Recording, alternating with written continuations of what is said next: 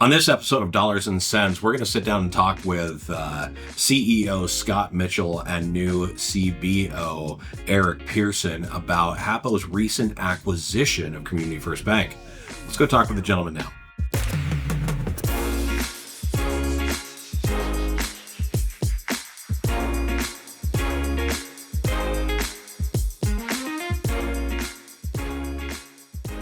Hi, everybody, and welcome to another episode of Dollars and Cents, HAPO Community Credit Union's financial literacy podcast. I know we were gone for what seemed like a little bit of a break there, but only because we had some very important things going on with the credit union. Today with us for this episode, we've got Eric Pearson, now the Chief Banking Officer here at HAPO Community Credit Union, and Scott Mitchell, the CEO of HAPO's Community Credit Union. My goodness, I am stumbling this morning. Gentlemen, welcome to the podcast. Today, we're going to talk about this major thing that just happened, the acquisition that we just went through. Welcome. Thank you. Thank you.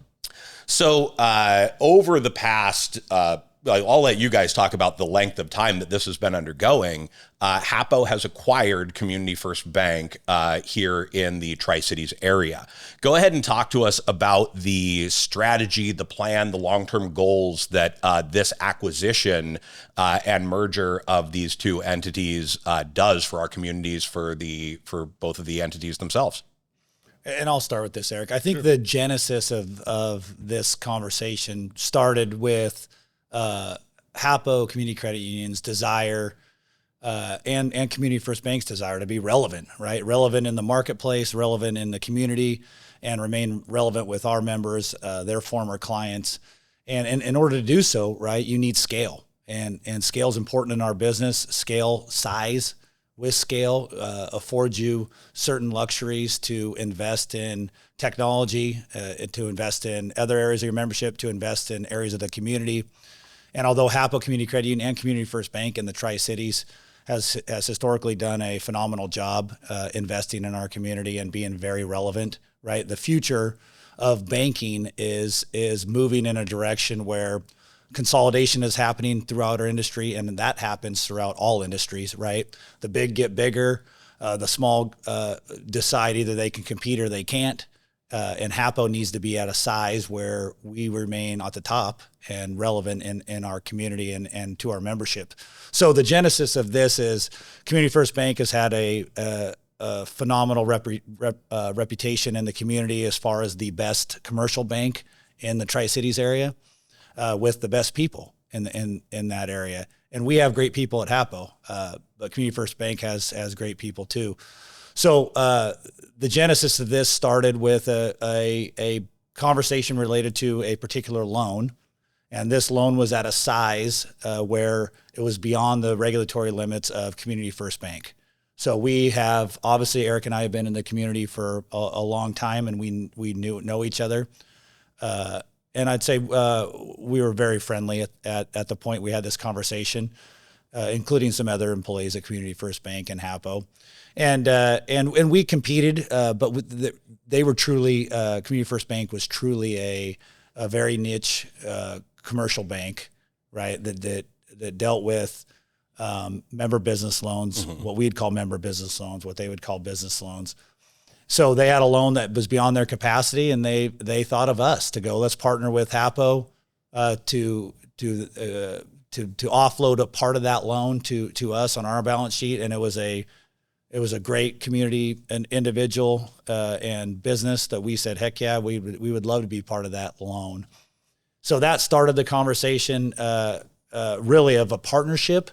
And then I'll let Eric talk about Community First Bank's philosophy and vision of never being acquired, right? This just happened naturally and organically, which is why it works so well, because there was never we want to acquire Community First Bank in order to do this one particular loan. That was never part of the conversation. The conversation was, this is a natural conversation that happened of, hey man, this partnership worked really well, and what if we were combine and partner, and Eric made it very clear that they weren't for sale. And so I'll pass that off to Eric to start his conversation. I made it real clear, but we ended up here anyway. But that was definitely our organization's philosophy. We were fairly closely held from an ownership perspective, and the major owners of Community First Bank had made it clear for decades, candidly, that their vision was a multi-generational legacy. And so, the idea of a transaction like this was really just not on the radar screen. And so that is what I told Scott, I think, initially when he suggested the idea post the, I think, very successful partnership with that particular loan transaction. But the more we started talking about it, of course, we were not unaware of the same issues that, Scott pointed out from a scale perspective. Mm-hmm. And we're much smaller than HAPO, niche, like he said, primarily in the commercial space or high net worth client space. We targeted that because we didn't want to compete with, GISA and HAPO and Bank of America and, those organizations that were handling the bulk of the retail market in the Tri-Cities. We weren't opposed to taking care of people with those needs, but really we were after the more, I'll call it, substantial relationships. So we developed a team and products and services and technology around that. And it was very successful, and it's grown for 20 years. But we were beginning to see the challenge of technology cost, especially regulatory to a secondary degree. Transaction size did come up in the instance that Scott mentioned that, as our clients grew and became more successful, their needs increased, and in some cases faster than we were growing to keep up with it. So, that challenge was out there. The participation market for loans, which is how we dealt with loans that were over our limit, was weakened severely after the financial crisis, and then again after the Silicon Valley Bank episode. And so, those circumstances sort of changed the landscape. And so, we saw that we had a place to compete and be successful for, many more decades likely. But the landscape was going to change, and we were actually starting to target becoming even more niche and more focused on our wealth management business and private banking and making ourselves look a lot different than the rest of the financial institutions in the market. We already were. And so as Scott persisted in the approach and, the numbers started to become relevant, we had two challenges as a board.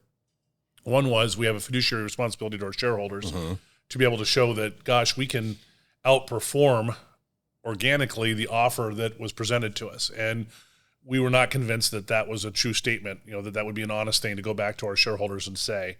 And we saw the longer term challenges of scale and the like. And we saw in the conversation with Scott the opportunity to maintain a legacy business in HFG Trust that would survive the transaction with common ownership to what Community First Bank had. And so it was sort of accelerating where we were going anyway, minus the banking component, and hoping to add that partnership from a banking perspective now with HAPO rather than with a sister company in Community First Bank. And so as that vision started to coalesce and the numbers were what they were, then it turned to kind of more of the social issues, which was, what's going to happen to our clients, what's going to happen to our employees. And so that's really where the negotiation went next was, Scott says, we're going to keep all your employees. And by and large, that's what we did. And we went to, we have some product sets for our business customers that HAPO didn't have that I'm like, we can't take care of our clients or future members if we don't have those things. And we set out about adding those to the stack of services that HAPO offers. And so, as we started checking those boxes, there became fewer and fewer obstacles to reasons to say no. Okay. And it began to really make sense. And it was all the same strategic conversations we were having internally. We weren't really prepared to go out and get bigger through acquisition because I think for two reasons. One, we didn't think we could manage it culturally. And candidly, just technically, to go out and get bigger real fast. We didn't have the talent on hand to go out and make a big splash that way. We could have raised the capital and done it, but we just didn't see it being successful, and it would have watered down what I think our secret sauce was. And so this private banking, signature banking initiative that we're now launching with HAPO too, allows us, I think, to kind of carve out some of the secret sauce that Community First Bank had and keep it alive. And then obviously for the legacy owners of Community First Bank to have HFG Trust continue for multiple generations, as was their vision, I think kind of just allowed this to happen. So effectively what I'm hearing is that while it wasn't ever in the roadmap for you guys, you managed to stay true to the vision that was in place, Right. of this multi-generational, community-focused item, while also still protecting in the size aspect and the expansion, the services that you were offering to, at the time, clients, now members, and bringing those over to HAPO to expand HAPO's offerings and increase, again, size being kind of one of the main things that we talked about here in this intro. Positioning, I assume, HAPO for future moves. How does this play into long-term strategy now that the two are combined as one? Yeah, good question. So bigger doesn't always mean better in business, right? You get bigger when you get the right people, particularly, and Community First Bank has the right people, which are now part of HAPO, which ultimately makes this partnership work, right? So with the right people, we can build the right products and services for our members, and that is certainly happening right now. And there's a whole lot of work being done behind the scenes to make that happen, and we will make it happen for our members to have this product and service deck of business that is all encompassing and the best in the business, right? So HAPO's vision to acquire or to merge a credit union isn't just to be bigger, right? I think it's very important to differentiate relevancy and size. HAPO is very relevant in our community because of the great people we have serving our membership, right? But what size does get you is the ability to make additional impact, not only with your membership, but with your staff and in the communities that we serve. And so with this particular acquisition, Community First Bank has done a bang-up job managing their balance sheet. So their assets and their liabilities on their balance sheet. Their loan performance has been exceptional historically, almost no delinquency and charge-off. So what HAPO is acquiring is a balance sheet full of very quality loans with very quality clients with exceptional people serving those clients. So for HAPO, it's a win across the board, right? And for Community First Bank, former Community First Bank, it's also a win across the board because now they can be part of a bigger local community credit union in the Tri-Cities with the desire to expand our reach beyond the current communities we serve, right?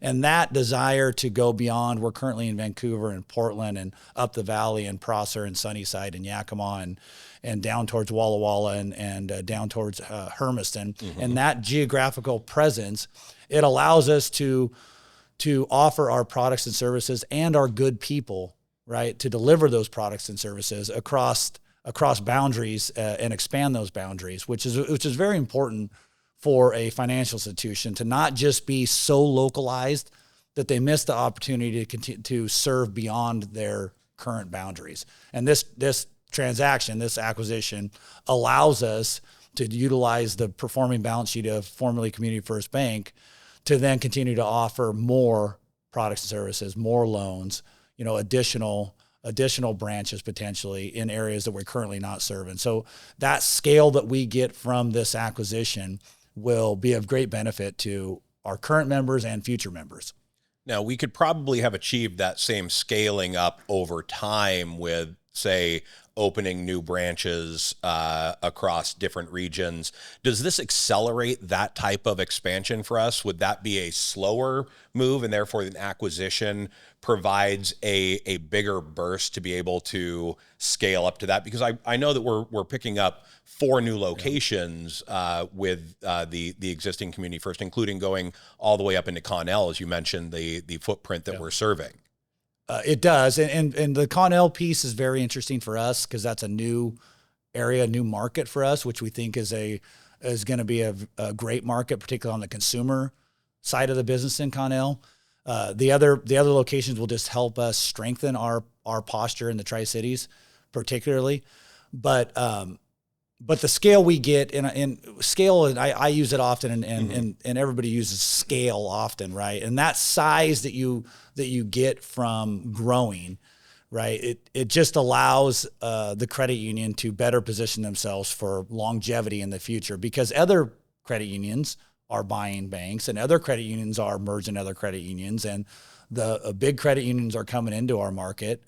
Bigger credit unions are coming into our market, and kind of squeezing out that mid-level bank where you're going to have the very big banks and then you're going to have much bigger credit unions in the future. So 10 years from now, as far as branch expansion, and this is the challenge that we have, and we talk about it all the time in our executive suite, is what's the future of branching, right? I have kids that are 20 and 19. Will they walk into a branch like my parents do right now? Probably not, right? But do we think a physical branch is important? Yes, because when you have a problem, often people want to see somebody face to face to help solve your problem. So we do plan on expanding our footprint, but not just because of this acquisition. Because of this acquisition, we're going to fortify our balance sheet, strengthen our balance sheet. We're going to add additional quality people, right? And we're going to offer additional products and services to our members. And I assume with that, we're talking about expanding those great commercial services that Community First was well known for off to the rest of our existing footprint down to Vancouver and Portland, and bringing expanded services to those areas that we're already servicing. Yeah, absolutely. So with the transition from bank to credit union, Eric, what are some of the items that you've had to adjust to? How has that transition gone for you, going from the banking world to a credit union world? There's just been a few oddities. The businesses are very, very similar. I mean, nearly identical, candidly. There's terminology differences. There's obviously a deep historical difference. And so the way that the organizations and systems are designed over the years to accommodate the differing rules and requirements that have changed over time are probably the biggest thing. So it's a bit of an interpretation. I would liken it to, if you spoke, I'm trying to think, if you spoke, language, if you spoke English and you go down to you go to Britain, and you listen to somebody with a Cockney accent and you understand what they're saying, but you're struggling a little bit sometimes, right? Because it just sounds enough different. Same language, different dialect. Yeah, that's really what it is, but really hasn't been that surprising. I mean, there's been a few things that we found to be, I had no idea, that's interesting, and I'm sure vice versa.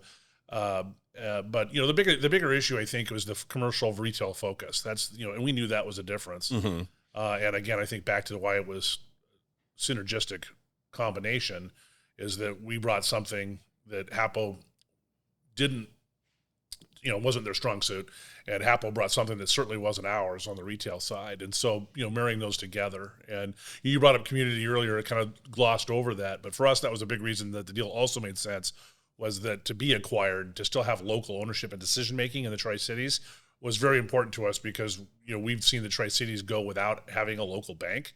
It's had a couple credit unions for 75 years or whatever it is, but it really never had a local bank that lasted. We were the longest lasting one, believe it or not, at 25 years or something that we went. We were almost 30 years, I guess.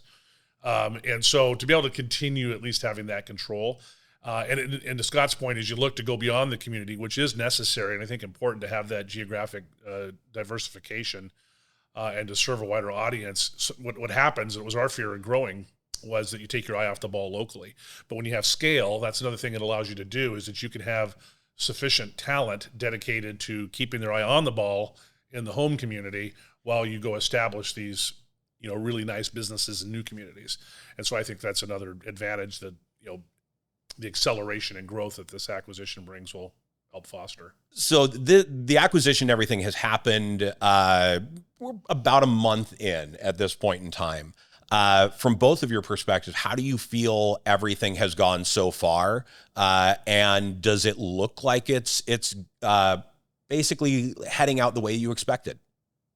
Go ahead, Eric. Why don't you Yeah, start sure. with this? I mean, it's interesting. I've thought about this a lot. For some of our people, myself especially, it feels a lot different. My role is entirely different, and it's a major adjustment for me. But for most of our employees, my assessment, things really haven't changed that much. We're still on the same Community First Bank systems until the conversion date in November. And I think, while we may not have necessarily set out by design to lag the conversion, the technology conversion after the legal close, it worked out that way by necessity. I think it's turning out to be a good thing because we're able to go through two different transitions. The first is the beginning of just the organizational cultural change and getting people their new jobs, their new titles, the basic indoctrination into a new company, and then put them through what I think will be the more rubber hits the road part of the change is when we're all on the same system. And it adds a lot of complexity in the meantime to be operating two different businesses inside of one business. That honestly, HAPO's team, by the way, just kudos to the IT team and the Tiger team that are holding that together, because it is a lot to have two businesses running at the same time. But the priority to make sure that we're willing to do whatever it takes, including wait to make the conversion, so that the client member experience at that point in time is nothing but as smooth as it possibly can be. And so back to how's it going? I think it's going great. I mean, most of the feedback that I get from people is very positive. They're not feeling a major change. They're feeling their way through what's a pretty big disruption in their life. And then for the few of us whose roles are changing, a fair amount, it's an adjustment. That's just what it is. You don't know what to expect and you're going with it, but it's certainly not gone poorly by any stretch. It's just, it's a whole new world perspective for someone like me to take versus what I've been doing for the last, 20 years. Scott, how do you think it's been going? I'll just add some texture to that. Firstly, I want to acknowledge that change can be difficult, right, for all of us. And certainly it can be different, right? So the acceptance of change is very important. And overall, HAPO staff and former Community First Bank staff has done a very good job mentally making that change in their head with the transition from Community First Bank to HAPO, and HAPO acknowledging and accepting Community First Bank. So our people have done a fantastic job with that. Secondly to that, what Eric was talking about with the system conversion. If you walk into a former Community First Bank today, right, the teller that's doing the transaction is doing the transaction on the same system they did prior to legal day one on August 1st, right? So that change hasn't happened yet. When that system gets converted to HAPO, that's the big deal that Eric was alluding to. That not only must work, right, for the client, our member, but it also must work for our staff as they have a new system to navigate through. So we're dedicating and allocating a significant amount of resources to ensure that happens seamlessly, and we're very confident that it will. We got great people leading it, and they're dedicated to making sure this gets done right. So that's very, very important.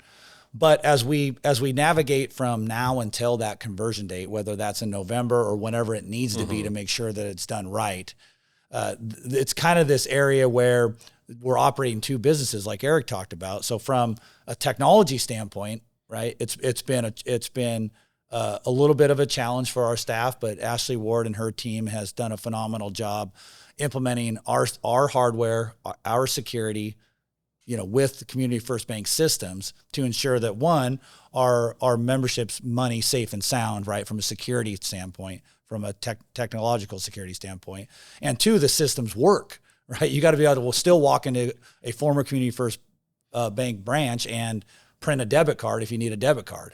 So all of that hardware and technology has taken a great amount of work to get there to where we are today and then on legal day one in August.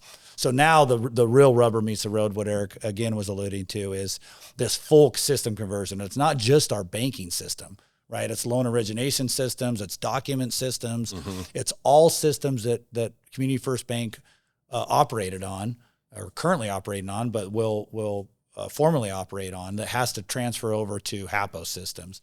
So that's a whole lot of work that still needs to be done, and we're going to get to that end point. And that end goal, again, will be when a former Community First Bank client uses their debit card on that conversion date and they go swipe it, it works, and they don't know anything differently. It just says HAPO on it instead of Community First Bank. I was going to say, technology has been a big factor in this conversation so far. Obviously, two different platforms running side by side, the expansion of those platforms, the cost and time to bring those up to speed. The technology aspect of banking is probably something that most people don't think as much about as members or clients.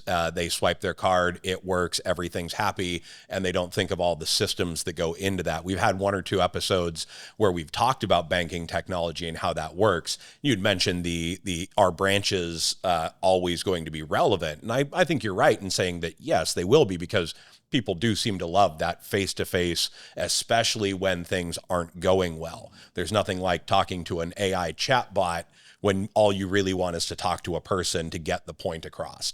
But all of the different tools that have gone into updating and merging and then eventually trimming down from the tools that were currently in place at both locations, that is a pretty big undertaking. I can also say from a personal standpoint, as far as the people that have been coming on board to merge into our teams, I seem to think it's been going pretty well. We had an opportunity to work side by side with a couple of the guys that joined the marketing team for us prior to the actual conversion, as we were working out a lot of the details of things. And I think that additional transition time, much like you're mentioning the transitional time for the membership between legal date and this other conversion, let's get through the first shift before we go into the next one and get our feet underneath us. It does seem like everything is moving pretty smoothly. And from my point of view, I haven't had to do a whole heck of a lot of that. So thank you, gentlemen, for putting in the effort to smooth out that road as we move forward on it. Yeah. Well, no, I think, when we announced the deal in October and we kind of circled July 31st as the date, knowing it was very tentative, and we would like to go faster. That's way too long. And I think on our end especially, it felt, you're just apprehensive about knowing there's this looming change coming, and it's forever in front of you, and until it started to get closer, and it felt like, oh my, can we have some more time? A bunch of hurry up and wait. Again, the part that was really kind of fortuitous about it was that time was beneficial. It was well used. It took that long mainly because of the regulatory approvals, which has nothing to do with us, but the extra time that took allowed for a lot of additional planning so that it did go as smooth as it went. You mentioned the regulatory items. Obviously, this is well above and beyond most of the people listening here as far as that goes. This is switching from FDIC to NCUA. How common is it? You had mentioned credit unions acquiring banks earlier. How common is it for that to happen? More common now, but again, we are duly regulated. We're regulated by the state of Washington, Department of Financial Institutions, which has a banking division and a credit union division. So we had the same regulator on the state side because we're state chartered with Community First Bank. But we're also, like you said, we're federally insured by the NCUA, which is the equivalent of the FDIC. So we had to get state approval and federal approval through this process, which they do work in concert, but they are two different government entities. And as everybody knows, there may be some bog down when you're dealing with government agencies. The DFI has been very, very good to work with. They always have been. They support this transaction because if you think about it, right, they have a banking division and credit union division. It's out one pocket, in the other pocket for this combined institution, right? But on the federal level, the FDIC is lost insured deposits, and the NCUA gained insured deposits. So there's a little bit of a loss and gain to that transaction. Although I think it's fair to say both of those agencies were fairly easy to work with and certainly did their job throughout this process, ensuring that the transaction was a solid transaction, that the balance sheet and income statement was represented accurately, that all the stuff that's in the balance sheet is material and accurate, and all of that stuff just ensures that the combined organization is safe and sound, right? Which is what all these agencies really want, in addition to all the compliance with all the laws and regulations that there are, and there's thousands of them, right? So all of that was done fine. It's a long process. It's arduous process, but it is important. It is an important process, I think, on all sides of the equation to go through. And fortunately for us, Community First Bank again was so solid foundationally with with not only from a lending standpoint, but just from a total compliance standpoint, that it made it much easier. But total transactions, credit unions are getting bigger, and they're targeting smaller community banks that are struggling to stay relevant, and that is a natural. That's a natural hierarchy in banking now, as credit unions are looking more and more sophisticated and are becoming more and more sophisticated, not only in stature but in size. And so, there's been a lot of bank acquisitions in the Northwest, more so than anywhere else in the country.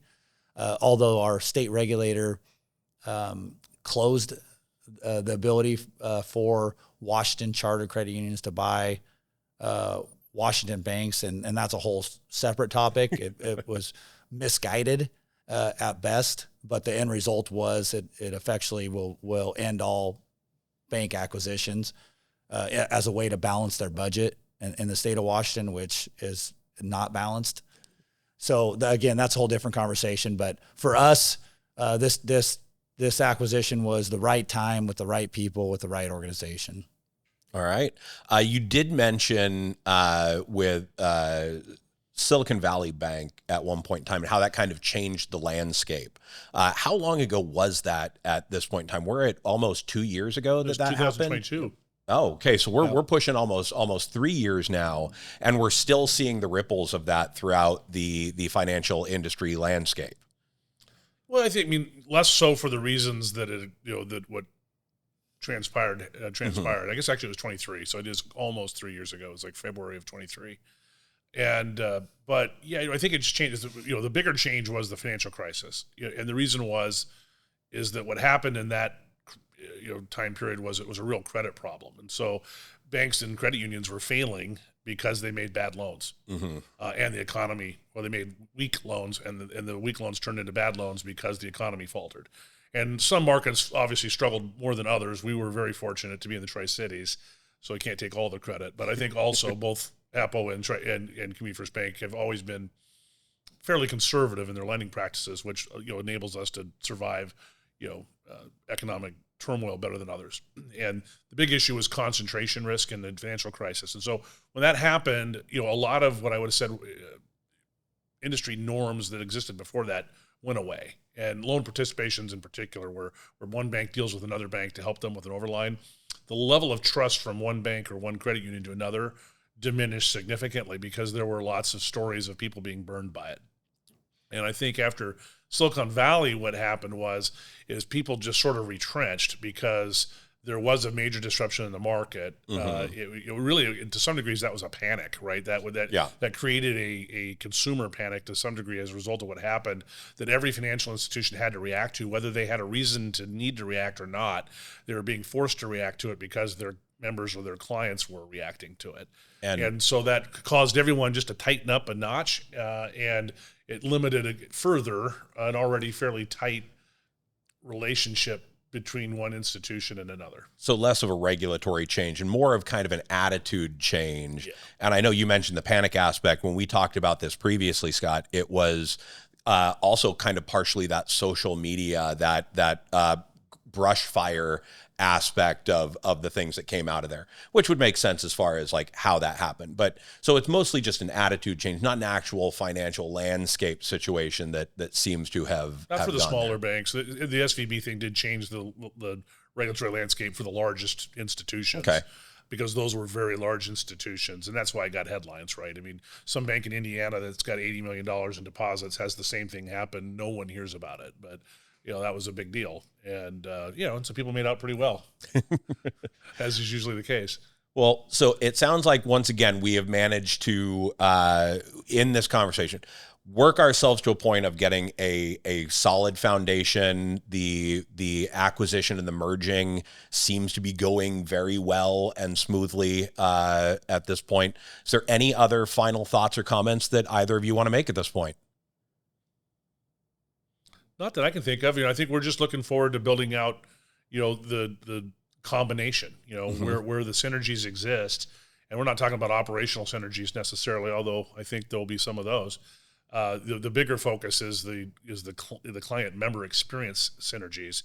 and where we can make things better. So I think your next podcast with the commercial services Yep. group is obviously a focal point of that, and as is the area that we're starting to get stood up in signature banking, which is I'll call it our high net worth large client group, which is back to sort of that was what our focus was as Community First Bank, making sure that that has a home in the new organization. I think those two things are exciting to look forward to.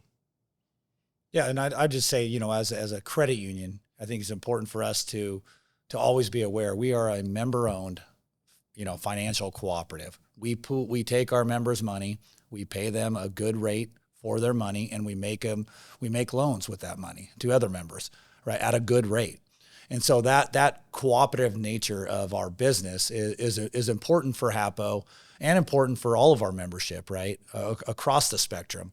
But with that said, we also need to be safe and sound and make financially wise decisions to ensure that our members' money's safe and sound, right, which goes beyond a loan or a deposit. It's also, we've talked about this many times, the security within our technology, because we are also, HAPO is a banking institution, a credit union, but we're also a technology company. And so being a technology company, we have to have our systems secure, always secure, because in the current environment, it's a nasty business where thousands of times a day we're being attempted from outside, probably the United States, to try to penetrate our systems. And we fortified our security across the board substantially. And again, our scale and size allows us to invest heavily in technology, which is always good, not only for the end user, our member, but also from the security of our money. Mission number one is to make sure that the membership has their finances safe and sound, and that the credit union philosophy of people helping people, making those loans back out, providing that rate, supporting the community. Gentlemen, thank you very much for joining us for this podcast today. And until next time, this has been Dollars and Cents, HAPO Community Credit Union's Financial Literacy Podcast.